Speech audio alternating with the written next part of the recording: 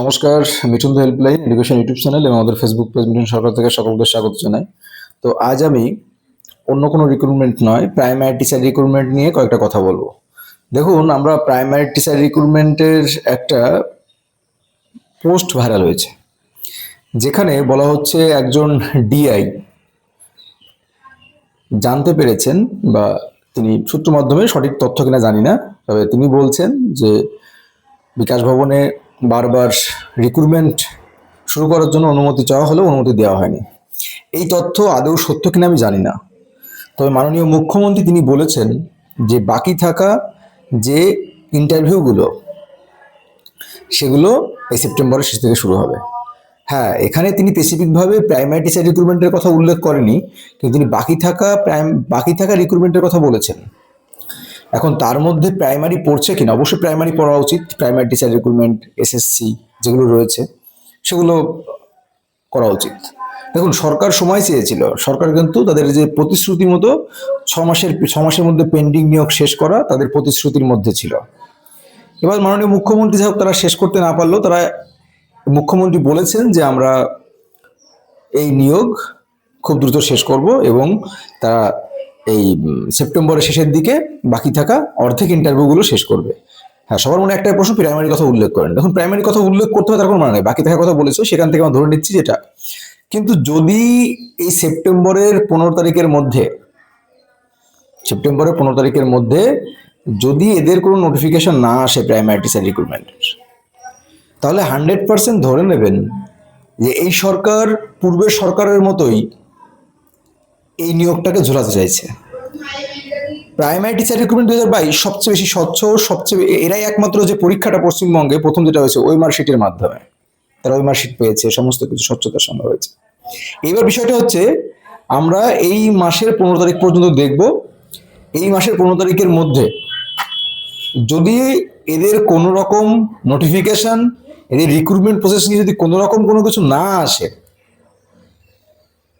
তাহলে এবারে সত্যিকারের আন্দোলন কাকে বলে, সত্যিকারের শিক্ষকরা তো খুব শান্ত শান্তিপ্রিয় হয়, এদের সত্যিকারের আন্দোলন কাকে বলে এরা দেখাবে। কারণ এরা 8 বছর 10 বছর ধরে অপেক্ষা করছে। পূর্বের সরকারের পাপ পূর্বের সরকার মোচন করতে পারেনি বলেই এরা পরিবর্তনটা করেছে। পশ্চিমবঙ্গের সাধারণ শিক্ষিত সমাজ, সোশ্যাল মিডিয়া থেকে শুরু প্রত্যেকটা সমাজ কিন্তু গুরুত্বপূর্ণ ভূমিকা গ্রহণ করেছে সরকার পরিবর্তনের পিছনে। দেখুন, সরকার যদি মনে করে যে আমরা নিয়োগ না করে শুধু নিয়োগের এই কথাগুলো বলে আমরা বাকি ভাতা প্রকল্পগুলো চালু করে যাব, এগিয়ে নিয়ে যাব, তাহলে সবচেয়ে বোকামির জগতে থাকবে এই সরকার। তো পেন্ডিং নিয়োগ শেষ করতে হবে এবং বাতেলাবাজি বন্ধ করে কন্টিনিউয়াস নিয়োগ প্রসেসিং এগিয়ে নিয়ে যেতে হবে। এবং প্রধানমন্ত্রীর কথা অনুসারে প্রতি বছর শিডিউল ধরে নিয়োগ, প্রত্যেকটা রিক্রুটমেন্টের শিডিউল আউট করতে হবে। এবং এই যে ললিপপ, যে প্রাথমিক টিচার রিক্রুটমেন্টে 13,421টি মানে শূন্যপদ ললিপপ দিয়ে দিয়েছে, তো এখানে শূন্যপদ বৃদ্ধি করতে হবে। আর যদি আমরা একটা হুঁশিয়ারি দিয়ে রাখছি, যদি এই সেপ্টেম্বরের 15 তারিখের মধ্যে যদি প্রাইমারি টিচার রিক্রুটমেন্ট নোটিশ বা দ্রুত এই সেপ্টেম্বরের মধ্যে মুখ্যমন্ত্রীর কথা অনুসারে যদি সেপ্টেম্বরের শেষের দিকে যদি ইন্টারভিউ শুরু না হয়, তাহলে আমরা গণ আন্দোলন, বৃহত্তর আন্দোলনের দিকে যেতে বাধ্য হব। যত প্রাইমারি অ্যাসপিরিয়েন্ট রয়েছে, সমস্ত টেট পাস যারা রয়েছে, যারা ডিএলএড ক্যান্ডিডেট রয়েছে, প্রত্যেককে অনুরোধ করবো আপনারা সেপ্টেম্বরের 15 তারিখ পর্যন্ত অপেক্ষা করুন। 15 তারিখের মধ্যে যদি কোনো নোটিফিকেশন, 15 তারিখের মধ্যে যদি কোনো সদর্থক সরকারের পদক্ষেপ না দেখি মুখ্যমন্ত্রীর কথা অনুসারে, যে সেপ্টেম্বরের শেষের থেকে ইন্টারভিউ শুরু হবে, তার আগেই তাহলে প্রসেসিংগুলো শুরু করতে হবে।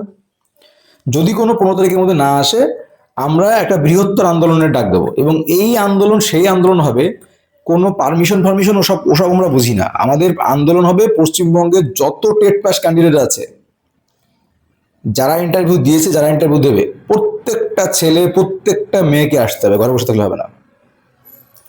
যদি তোমার খিদে থাকে, যদি চাকরিটির প্রয়োজন হয়, যদি নিজের অধিকার আদায় করে নিতে চাও, তাহলে ওই পূর্বের দুর্নীতিবাজ সরকারের মতোই পথে যদি এরা হাঁটতে চায় বা হাঁটে, তাহলে আমাদের আর কোনো পথ খোলা থাকবে না। আমাদের আন্দোলন হবে যতক্ষণ না পর্যন্ত, কলকাতা ধর্মতলা থেকে যতক্ষণ না পর্যন্ত এরা শূন্যপদ বৃদ্ধি করে নোটিফিকেশন আউট করে ততক্ষণ পর্যন্ত আমরা সেই জায়গা ছাড়বো না। এইভাবে আমাদের আন্দোলন করতে হবে, তাছাড়া কোনো কাজ হবে না। যদি এরাও সেই পূর্বের কুম্ভকর্ণ সরকারের মতো হয় তাহলে পরিবর্তনের কোনো প্রয়োজন ছিল না। মমতা বন্দ্যোপাধ্যায় কাল ঘোষণা শুনেছেন, পরিবর্তনের কোনো প্রয়োজন ছিল না। যদি এরা সেই নিয়োগ পূর্বের সরকারের মতো ঝুলিয়ে রাখে, পূর্বের সরকারের মতো একই অবস্থা করে, তাহলে পরিবর্তনের মানে কি? শিক্ষা, শিল্প, কর্মসংস্থান, ভাতা নয়, ভাতা তো পূর্বের সরকারই ছিল, আর ভাতার সরকার বলতাম।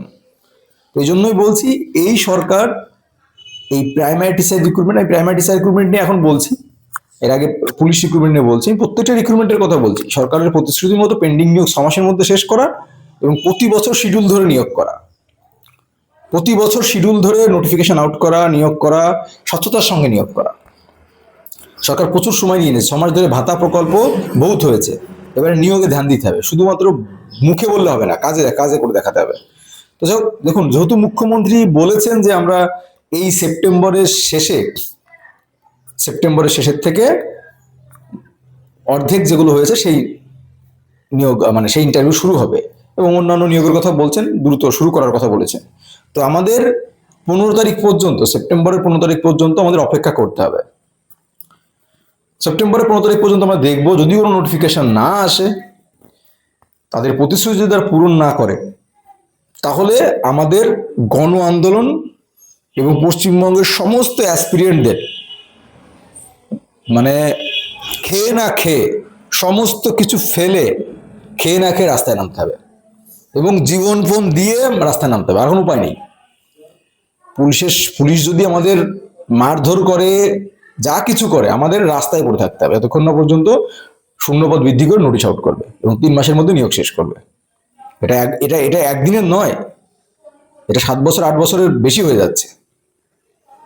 তো শুধুমাত্র নেতা মন্ত্রী যারা তৃণমূল ছিল তারা বিজেপিতে যোগ দিয়ে ভালো তৃণমূল হয়ে গেল, তাদের কিছু হচ্ছে না, কিন্তু যত যন্ত্রণা সাধারণ মানুষের, সাধারণ জনগণের, যত হয়রানি সাধারণ এই চাকরিজীবীদের, এটা চলতে পারে না, এটা চলতে দেওয়া যাবে না।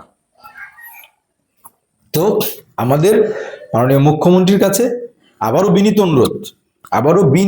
অনুরোধ, এখনো বিনীতই বলে যাচ্ছে না তখন থেকে, এই কয়েক বছর ধরে, যে এই যে আপনারা যে প্রতিশ্রুতি দিয়েছেন সেই প্রতিশ্রুতির মতো কাজ করুন এবং পশ্চিমবঙ্গের বেকারদের মুক্তি দিন, এটা আমাদের অনুরোধ থাকবে। আর এই 15 তারিখের মধ্যে যদি কোনো নোটিফিকেশন না আসে, তাহলে আমাদের বৃহত্তর গণ আন্দোলনের দিকে হাঁটতে হবে, এছাড়া কোনো পথ খোলা থাকবে না।